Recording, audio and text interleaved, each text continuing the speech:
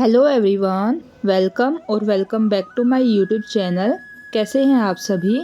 I hope आप सभी बहुत अच्छे होंगे और अपने 21 डेज़ चैलेंज को बहुत अच्छे से कंप्लीट भी कर रहे होंगे।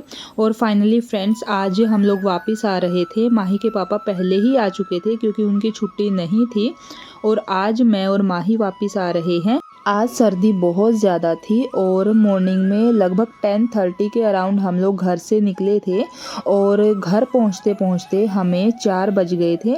और इतना ट्रैवल करने के बाद थोड़ी बहुत थकान तो हो ही जाती है। आने के बाद मैंने थोड़ा सा रेस्ट किया, चाय पी और उसके बाद मैं लग गई थी अपने रूम को थोड़ा सा क्लीन करने के लिए। वैसे तो सारी साफ़ सफाई हो रखी थी, लेकिन बस मुझे अपनी बेडशीट को चेंज करना था। और माही यहीं मेरे पास बैठकर खेल रही है। माही के पापा अभी ऑफिस जा चुके थे, तो इसीलिए मैं जल्दी जल्दी से सोच रही थी इसे क्लीन करके और थोड़ा सा टाइम अपनी पढ़ाई के लिए भी निकाल लूँ। हम लोगों ने शादी में काफ़ी इन्जॉय किया। जब कोई भी फंक्शन आपकी फैमिली में होता है तो उसमें थोड़ा सा अलग ही मज़ा आता है। और वैसे तो मैंने आपके साथ कोई भी फंक्शन की फ़ोटो शेयर नहीं की हैं, लेकिन अगर आप कमेंट करेंगे तो मैं आपके साथ आने वाली वीडियोज़ में फंक्शंस की कुछ मेरी और माही की कुछ पिक्स ज़रूर शेयर करूँगी। और फ्रेंड्स, काफ़ी दिन से मैं आपके कमेंट्स का रिप्लाई नहीं कर पा रही थी और मुझे आप में से किसी ने एक कमेंट किया था जिसे पढ़कर मुझे बहुत ज़्यादा अच्छा लगा। थैंक यू सो मच कि आप मुझे इतना ज़्यादा ट्रस्ट करते हैं। और आपने पूछा था कि अगर आपको कोई हेल्प चाहिए तो क्या मैं आपकी हेल्प करूंगी या नहीं करूंगी। तो आप ही बताइए, मैं आपकी हेल्प क्यों नहीं करूंगी। डेफिनेटली मैं आपकी हेल्प करूंगी। आपका कोई भी क्वेश्चन होता है, कोई भी क्वेरी होती है तो आप मुझे डायरेक्ट कमेंट सेक्शन में कमेंट कर सकते हैं। और इसके साथ ही मैं डिस्क्रिप्शन बॉक्स में अपनी इंस्टा आईडी भी मेंशन कर दूंगी, आप वहां मुझे डीएम कर सकते हैं। मैं डेफिनेटली आपके क्वेश्चन का रिप्लाई ज़रूर करूंगी। और फ्रेंड्स, मुझे एक और कमेंट आया था जिसमें मेरी एक सब्सक्राइबर लिख रही थी कि वो भी अपनी पढ़ाई को कंटिन्यू करना चाहती हैं। 6 फ़रवरी को उनकी शादी है, तो आप भी चाहें तो मुझे इंस्टा पर डीएम कर सकती हैं। अभी रूम क्लीन करने के बाद मैं बैठ गई थी अपनी पढ़ाई के लिए। सबसे पहले फ्रेंड्स, मैंने जो जीएस के जितने क्वेश्चंस किए थे इस बुक में से उन सब की रिवीजन कर रही हूँ, ताकि एक बार फिर से मैं वहीं से स्टार्टिंग अच्छे से कर पाऊँ। जो चीज़ें मैंने अभी तक पढ़ी हैं उन्हें अच्छे से अपने माइंड में रख पाऊँ। और अभी मैं आपके साथ टाइम भी शेयर कर रही हूँ ताकि आपको ऐसा ना लगे कि ये मैं पहले की कोई वीडियो आपके साथ शेयर कर रही हूँ। ये आज आने के बाद ही मैं अपनी पढ़ाई को कंटिन्यू कर रही थी।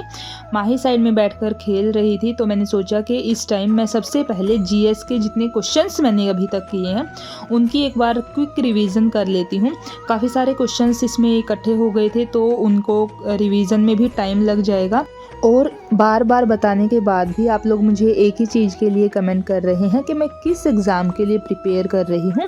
तो फ्रेंड्स, मैं DSSB TGT मैथ्स के लिए प्रिपेयर कर रही हूँ। तो जर्नल पेपर जो है वो आपका और मेरा बिल्कुल सेम होने वाला है। अगर आपका सब्जेक्ट मैथ्स है तो हमारा पूरा जो प्रिपरेशन है वो सेम ही होगी। अगर आपका कोई और सब्जेक्ट है तो आपका सिर्फ सब्जेक्ट की जो प्रिपरेशन है वो अलग से आपको करनी होगी। बाकी जो जर्नल पेपर है वो सबका सेम तरीके से ही हमें तैयार करना है। अभी जिन लोगों की शादी नहीं हुई है, जो अनमैरिड हैं, उनके लिए ये बिल्कुल गोल्डन चांस है। आप अपना सारा का सारा टाइम सिर्फ़ और सिर्फ अपनी पढ़ाई को दे सकते हो। आपकी प्रायोरिटी सिर्फ़ और सिर्फ आपकी पढ़ाई ही होनी चाहिए, क्योंकि आपके पास काम का कोई भी प्रेशर नहीं है। जब तक आप अपने पेरेंट्स के पास हैं, आप अपना पूरा टाइम अपनी पढ़ाई में यूज़ कर सकते हैं। जो भी आपके घर के काम हैं या जो भी आपके बाकी काम हैं, उन सब में आपके जो फैमिली मेम्बर्स हैं वो आपकी हेल्प कर देते हैं। लेकिन जिन लोगों की शादी हो चुकी है, जो मैरिड हैं, जो हाउसवाइफ हैं, उनके लिए अपनी पढ़ाई को फर्स्ट प्रायोरिटी बनाना कहीं ना कहीं एक मुश्किल टास्क हो सकता है। क्योंकि आपको तो पता है, जो एक हाउसवाइफ होती है वो अपने पूरे घर को संभालती है, घर के सारे काम को देखती है। और फिर भी कुछ फैमिलीज़ में ऐसा होता है कि उसके फैमिली मेम्बर उसको सपोर्ट कर भी देते हैं और कहीं कहीं कुछ फैमिलीज़ में लोग उन्हें सपोर्ट नहीं करते हैं, तो उनके लिए अपनी पढ़ाई के लिए टाइम सेव करना बहुत बड़ा टास्क हो जाता है। पहले उन्हें अपने घर के सारे काम को देखना होता है, उन्हें मैनेज करना होता है, फैमिली मेम्बर्स के कामों को देखना होता है। उसके बाद ही जो उनके पास टाइम बचता है वो कहीं ना कहीं अपनी पढ़ाई में यूज़ करती हैं।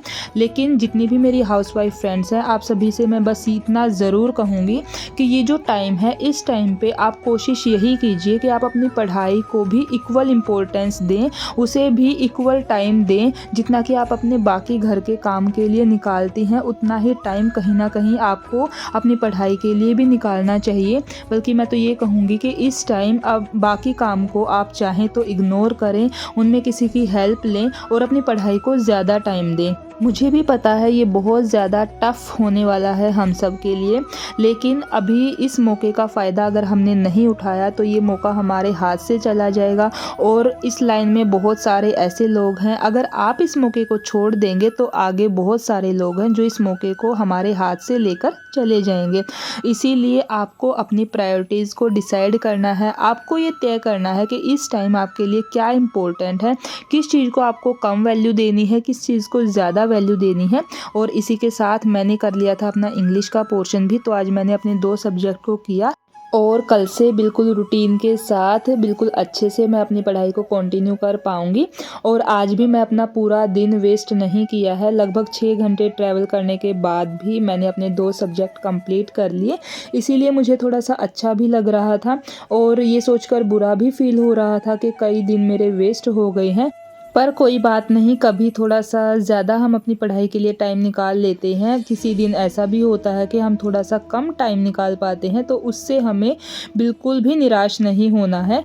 अभी आने वाले दिनों में मैं कोशिश यही करूँगी कि जो मेरा थोड़ा सा लॉस हुआ है उसे मैं आने वाले दिनों में कवर ज़रूर कर लूँ। चलिए फ्रेंड्स, इसी के साथ मैं वीडियो को यहीं एंड करती हूँ। आई होप वीडियो आपको पसंद आई होगी। अगर वीडियो अच्छी लगे तो प्लीज़ वीडियो को लाइक करना और आप मुझे ऐसे ही प्यारे प्यारे से कमेंट करते रहिएगा, क्योंकि उनसे मुझे भी मोटिवेशन मिलता है। और अगर आपने अभी तक चैनल को सब्सक्राइब नहीं किया है तो आप चैनल को सब्सक्राइब करना मत भूलिएगा। मिलते हैं एक नई वीडियो में नई एनर्जी के साथ, तब तक के लिए अपना ख्याल रखिएगा। Thank you.